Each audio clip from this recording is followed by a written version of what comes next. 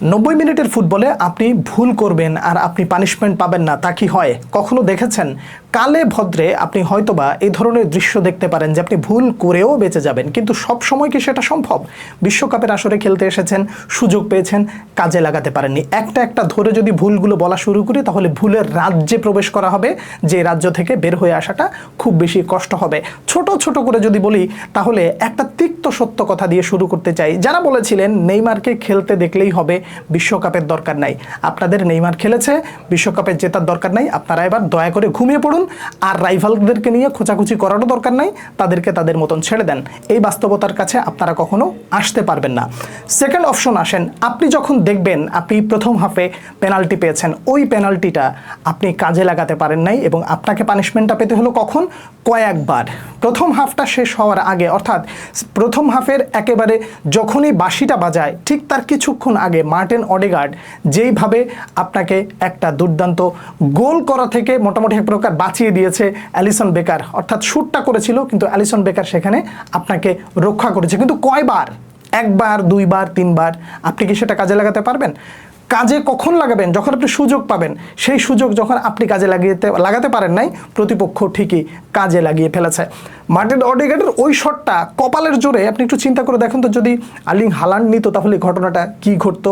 যে Erling Haaland ডিবক্সের একেবারে এক প্রকার বাইরে থেকে একটা শট করে শেষ মুহূর্তের গোলটা, মানে কফিনের শেষ পেরেকটা মেরে দিয়েছে, সেই জায়গায় আপনি আর কি প্রত্যাশা করতে পারেন?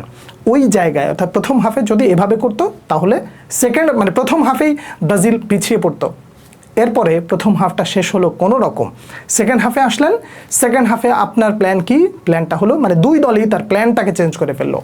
ব্রাজিলের প্ল্যান বি, বল ছেড়ে দাও, তাদের হাতে বলটা চলে যাক এবং তারা ওখান থেকে যখনই তোমাকে সুযোগ বুঝে তোমার দিকে চলে আসবে, তুমি সুযোগ বুঝে কাউন্টারে যাবা। সেই কাউন্টারে যাওয়া হলো, কিন্তু কাউন্টারের একটা যে লিজেন্ডারি একটা পাস দিল ভিনিসিয়াস জুনিয়র, সেই পাসটাও আপনি মিস করে বসলেন।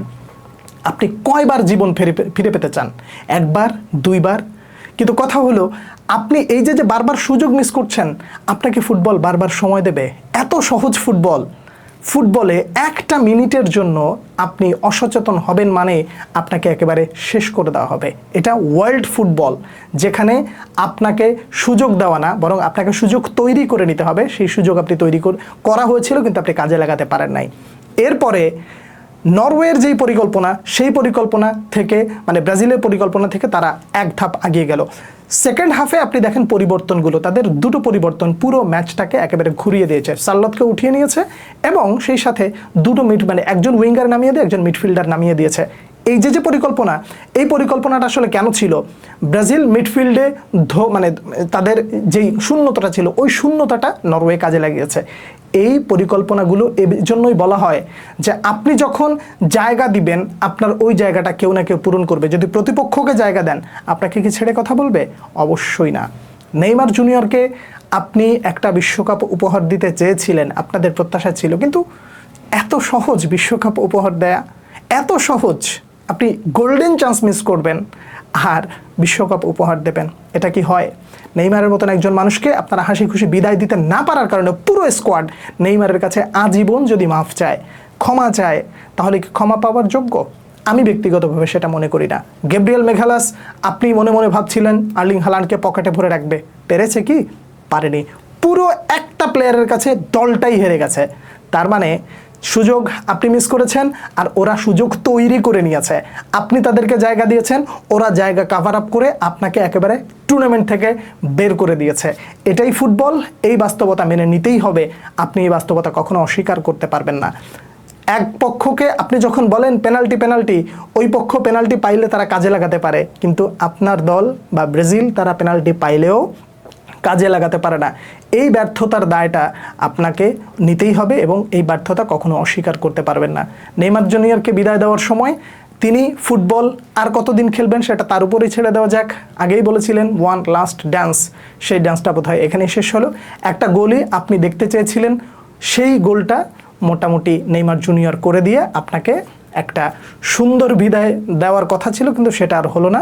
বিদায় ব্রাজিল, বিদায় নেইমার, বিদায় এক ভুলের সাগরে হাবুডুবু খাওয়া ব্রাজিল। যাত্রাটা এই পর্যন্ত ছিল, সেই ইউরোপিয়ান দলের কাছ থেকে মোটামুটি তাদের ছিটকে যেতে হলো। আবার কবে ফিরে আসবেন সেই পর্যন্ত দেখা যাবে আপনারা কতটা গুছিয়ে আসতে পারেন। কিন্তু এই ভুলগুলো প্রত্যেকটা খেলোয়াড়কে সুন্দর করে মানে সব সময় মানে আরেকটা বিশ্বকাপ আসা পর্যন্ত পড়াবে। এবং একই সাথে ওই কথাটা আবারও মনে করিয়ে দিতে চাই, ক্লাবে তুমি অনেক কিছু করে দেখাতে পারো, কিন্তু জাতীয় দলে করতে হলে তোমাকে কাউকে না কাউকে দেখে শিখতে হবে। সেই শিক্ষাটা কেমন? আপনি রিয়ালে খেলেন, আপনি বার্সায় খেলেন, আপনি অমুকে খেলেন, তমুক খেলেন, এত সুনাম আপনার থাকবে, ক্লাবে আপনি অনেক কিছু করেন, কিন্তু আপনার রাইভালদের মানে শারীরিক ভাষাটা একটু দেখেন। আই ডোন্ট কেয়ার আমি কোন ক্লাবে খেলি, আই ডোন্ট কেয়ার আমি কোন পজিশনে খেলি, আই ডোন্ট কেয়ার আমাকে আসলে ক্লাবে কতটুকু সুযোগ দেওয়া হয় কি হয় না, আমাকে জাতীয় দলে ডেকেছে মানে আমাকে সেরাটা দিতেই হবে। এবং ওরা ওই সেরাটা দেয় বিধায় তাদের ফুটবলটা দেখতে সুন্দর লাগে। এনিওয়ে, ব্রাজিলের যাত্রা শেষ হলো। আপনাদের কাছে যদি জিজ্ঞাসা করি ব্রাজিলের ভুলটা কী ছিল, আপনারা বোধহয় একটা একটা করে ভুল বলা শুরু করলে সেই ভুলের শেষ হবে না। এটাই বাস্তবতা। এই বাস্তবতা মেনে নিয়েই আপনাকে পরবর্তীতে খেলাটা দেখতে হবে বা এই টুর্নামেন্ট শেষ পর্যন্ত অপেক্ষা করতে হবে। ব্রাজিলকে নিয়ে যদি আপনার কিছু বলার থাকে অবশ্যই জানাবেন। পরবর্তী ভিডিওতে দেখা হচ্ছে। সে পর্যন্ত অনেক অনেক ভালো থাকবেন। আল্লাহ হাফেজ।